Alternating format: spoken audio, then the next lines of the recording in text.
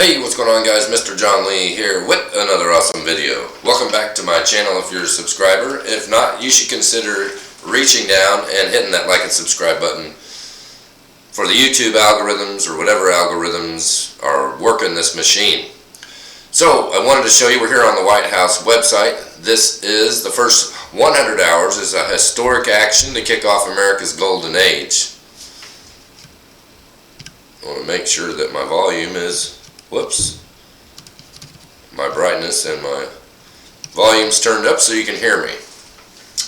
President Donald Trump's second term is off to an historic start. Should say to a historic start. The president is wasting no time delivering on the promises he made to the American people. The president signed more executive orders on his first day in office than any other president in history. Within the first 100 hours of his second administration, President Trump taken hundreds of executive actions to secure the border, deport criminal illegal immigrants, unleash American prosperity, lower costs, increase government transparency, and reinstitute merit-based hiring in the federal government. The president has already secured over $1 trillion in historic new investments. We're witnessing the Trump effect. Now, I really like this idea of something called the Trump effect, because I'm all about that. And lately, and I call it the American way, because there's a way we used to do things in this country that used to mean something. Used to have, your bond and your word was your bond. And when you gave somebody a handshake and you looked somebody in the face and you made a deal with somebody, if you told somebody you were going to do something, you did it. And so that's one of the things that I respect about Trump more than anything. I don't necessarily have to agree with all his policies, but just take a look at this. President Trump is securing historic investments just days after being sworn in. Now listen to what basically the Trump effect. When he says he's going to do something, man, he does it. Now listen to this. President Trump secured $500 billion in private sector investment for the large AI infrastructure project in history, with SoftBank CEO Masayoshi Son, Oracle co-founder Larry Ellison, and OpenAI CEO Sam Altman, all stating that it would not have been possible if not for President Trump's election victory and leadership. Saudi Arabia wants to invest $600 billion in the United States over the next 4 years. Stellantis announced it will restart an assembly plant in Illinois and rebuild the new Dodge Durango in Detroit. The Detroit Free Press. The News announced in a letter Wednesday to employees from North America, Chief Operating Officer Antonio Filosa also provided some good news to workers in Toledo, Ohio, and Kokomo, Indiana, where investments are planned. The Belvidere plant will start production of a new mid-sized truck in the next 2 years. The letter said company chairman John Elkann had met last week with President Donald Trump before his inauguration on Monday. Elkann shared our enthusiasm for his strong commitment to the United States auto industry and all that this means for American jobs and the broader economy. President Trump is already securing the border and arresting criminal illegal immigrants. Now keep in mind, I don't like, bad things happening to good people. And I think it's fair to say that nobody really likes bad things happening to good people. But these are things that Trump said that he needs to get done for the safety and well-being of the American people. And the fact of the matter is, he said he was going to do it, and he's doing it. The Trump effect. I love that. I'm really, relating to the God effect. Because when we start coming back to God and returning to God, which is, what Trump has definitely said, we're going to start seeing amazing things happen. So my point is, I don't find these things to be bad. I find them to actually be good. The Border Patrol is reporting a significant drop already in attempted illegal crossings. Fox News said the U.S. southern border has seen a sharp drop in illegal immigrant encounters in the first days of the Trump administration, compared to the final few days of the Biden administration. ICE is at work rounding up criminal aliens. Fox News Information obtained by Fox News Digital shows that between midnight January 21st and 9 a.m. January 22nd, a 33-hour period, ICE Enforcement and Removal Operations, ERO, arrested more than 460 illegal immigrants that include criminal histories of sexual assault, robbery, burglary, aggravated assault, drugs and weapons offenses, resisting arrest, and domestic violence. Breitbart News, President Donald Trump's administration arrested 538 illegal aliens on Thursday, ranging from child predators to gang members and a suspected terrorist. The Trump administration immediately shut down the CBP One app, which paroled over 1 million illegal immigrants. Deportation flights have already started, and the military is assisting with the effort. The Department of Homeland Security reinstated official use of the term illegal alien over undocumented non-citizen, and the DOJ announced it would be taking action against lawless sanctuary city policies. President Donald Trump signed an executive order to designate the cartels as terrorist organizations. Common sense has been restored to the government. President Trump signs a series of executive orders ensuring the elimination of discriminatory DEI practices and ensuring merit-based hiring. Now, why people would have a problem with merit-based hiring just shows how lazy and unethical we truly are. Competency is what breeds, a fair market. Our democracy is about the conglomeration of all of our different backgrounds and ideas. But it isn't something that should cause discrimination or a hostile work environment for other people. DEI staff are being placed on leave. The Federal Aviation Administration must now return to merit-based hiring. President Trump ended an affirmative action mandate in federal government hiring. President Trump signed an executive order affirming the reality that there are only two sexes. The State Department issued guidance that embassies should only be flying the American flag and not any activist flags. President Donald Trump signed an executive order telling agencies to stop remote work practices and directing workers to return to the office. The State Department subsequently ordered workers to return to working in the office. Now, that's not rolling over very well. They're getting quite a bit of pushback on that, but, I'm not so sure that we don't have two different agendas. And I do have an issue with playing tennis with policies on virtue and values. I feel like we need to all come together with this. If we don't have the whole country and God united, one nation under God, if we don't have that, we're not going to get anywhere. I was reading or heard something about, on a sermon earlier, and they were talking about the nations being given to God. Like God this is God's planet.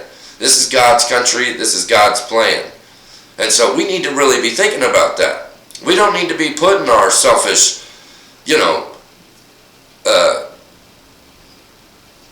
profit over humanity. I mean, it's ridiculous. But I do find some inconsistencies with the way we're running our country. So we definitely need to just put God first and then pray about it. And I'm sure, and, thank God for Trump. Listen to all he's done just within the first 100 days, or the first 100 hours, whatever it is. President Donald Trump is unleashing American energy. President Trump declared a national energy emergency to unlock America's full energy potential and bring down costs for American families. President Trump rescinded every one of Joe Biden's industry-killing, pro-China, and anti-American energy regulations, empowering consumer choice in vehicles, shower heads, toilets, washing machines, light bulbs, and dishwashers. President Trump withdrew the United States from the disastrous Paris Climate Agreement that unfairly ripped off our country. President Trump paused all new federal leasing and permitting for massive wind farms that degrade our natural landscapes and fail to serve American energy consumers. President Trump reversed the burdensome regulations that impeded Alaska's ability to develop its vast natural resources. President Trump terminated Biden's harmful electric vehicle mandate. These opening few days can be summarized as promises made, promises kept. President Donald Trump said he would declassify the JFK files. He did. President Donald Trump said he would end the EV mandate. He did. President Donald Trump said he would have the backs of the brave men and women in law enforcement. He did just that by pardoning 2 Washington, D.C. police officers that were unjustly prosecuted. The Metropolitan Police Department thanked President Trump for the pardon. President Donald Trump said he would use the military to secure the border. The Pentagon is deploying troops to the border, and the Coast Guard is surging assets to the Gulf of America. Oh, don't you just love how we are calling it the Gulf of America now? Woo, man, that sounds good. President Trump said he would drill, baby, drill. The president signed executive orders to open up offshore drilling and allow more energy exploration in Alaska, which is nowhere near the Gulf of America, but that's okay. We'll probably be putting some stuff down there before you know it. President Donald Trump said he would end the weaponization of government. He signed an executive order doing just that. President Donald Trump said he would pardon the J6 hostages. He did. President Donald Trump said he would end government censorship. On his first day in office, he signed an executive order restoring freedom of speech and ending government censorship. President Trump is being praised for his historic leadership. And I have to agree with that because this is historic leadership. Like, yeah, we want to be this ushy-gushy great land of, oh, well, fall into the laps of freedom, but that's not how freedom works. Freedom in this country, a price has been paid and blood has been shed for this freedom. And so we can't just not have rules and a rule of law if we're all going to be in this together. President Trump is being praised. Yes, the Steel Manufacturers Association, President Trump has repeatedly demonstrated his strong support for American steel workers. He reiterated that support on day one by directing his agencies to investigate unfair trade and its impact on domestic manufacturing. American Fuel and Petrochemical Manufacturers President and CEO Chet Thompson. President Trump promised to end gas car bans and vehicle mandates on day one of his new administration, and we are pleased to see that work already underway. Thank you, President Trump. American Petroleum Institute President and CEO Mike Sommers. Americans sent a clear message at the ballot box, and President Trump is answering the call on day one. U.S. energy dominance will drive our nation's economic and security agenda. This is a new day for American energy, and we applaud President Trump for moving swiftly to chart a new path where U.S. oil and natural gas are embraced, not restricted. Job Creators Network CEO Alfredo Ortiz says, Trump's twofold approach of boosting oil and gas productions and repealing the Biden administration's green energy mandates will make American energy cheaper, reliable, and more efficient. Mortgage Bankers Association President and CEO Bob Broeksmit said, President Trump campaigned on lowering costs for Americans, and we appreciate housing supply and affordability being included in an executive order on this issue. We support efforts to cut unnecessary regulatory red tape and to pursue federal housing program enhancements that make renting and home ownership more attainable and sustainable. Professional Trucking Association Group said, President Trump's decision to freeze regulations and curtail bureaucratic overreach is commendable. This is precisely what America needs. Reduced government interference and increased freedom for small trucking businesses and entrepreneurs to flourish. NetChoice CEO Steve DelBianco said, upon returning to office, President Trump showed that America is ready to lead in tech and innovation again. By repealing Biden's restrictive rules on energy production and AI development, the president is steering America to remain dominant in creating the best technology in the world.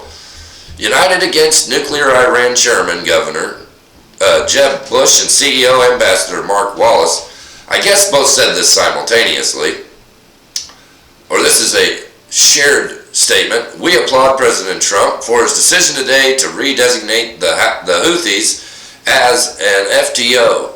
UANI, in its recommended action plan for the Trump administration's first 100 days, suggested that the president redesignate the Houthis as an FTO. This will now provide the U.S. government additional authorities to hold the Houthis accountable for their threats to international commerce and U.S. allies and partners. How about that for the first 100 hours? Man, I have to say, hats off to Donald J. Trump. May God bless you and watch over you and all of us, because this is a nation, this is God's nation, we're God's people, and this is God's world. So thank you to Donald J. Trump for standing up and having the courage of a lion. I'm on to the next one.